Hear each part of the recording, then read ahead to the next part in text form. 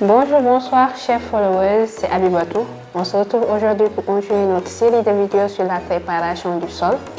Nous avons dernièrement parlé des types de sols, de l'analyse des sols, etc. Aujourd'hui, nous allons parler des sols sableux, comment les reconnaître, leurs points forts, leurs points faibles, quelles sont les cultures les plus adaptées, comment réussir à y cultiver correctement.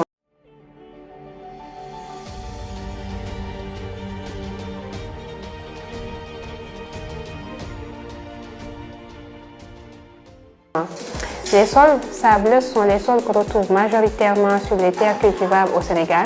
On a aussi des sols argileux et des sols limoneux, mais ça on va en parler dans de prochaines vidéos. Les sols sableux, on peut les reconnaître facilement au toucher car ils sont granuleux et ils s'éparpillent rapidement avec un coup de vent, surtout lorsqu'ils ne sont pas humides. Ils sont très perméables. Elles laissent passer l'eau et l'air, permettent un bon développement racinaire pour les plantes, surtout à racines pivotantes.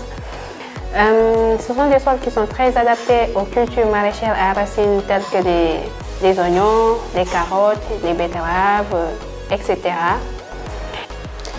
Cependant, ce sont des sols dont les particules ont une faible cohésion, ce qui fait qu'ils retiennent mal l'eau et la matière minérale.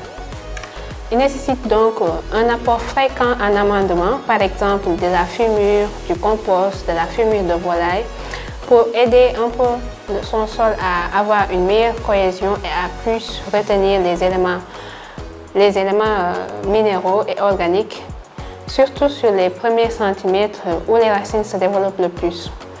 C'est un sol qui est facile à travailler, mais pensez à limiter le travail du sol car il facilite le lessivage de vos nutriments et la lixiviation. Aussi, ils vont rapidement user vos matériels.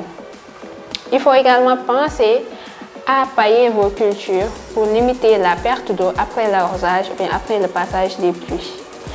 Vous pouvez aussi apporter de l'argile ou bien des sols argileux pour corriger superficiellement votre sol, pouvoir un peu améliorer la rétention de l'eau sur ce sol-là et des matières minéraux, un peu la texture ou bien la structure de votre sol de manière superficielle et pour une durée bien déterminée. Ce sera tout pour cette vidéo sur le thème des sols. Si vous avez des questions, vous pouvez nous poser ça directement en commentaire. On y répondra dès que possible. Et d'ici là, restez connectés sur toutes nos chaînes. On va continuer cette série de vidéos en parlant des sols argileux et des sols limoneux. Suivez-nous sur nos canaux digitaux et portez-vous bien.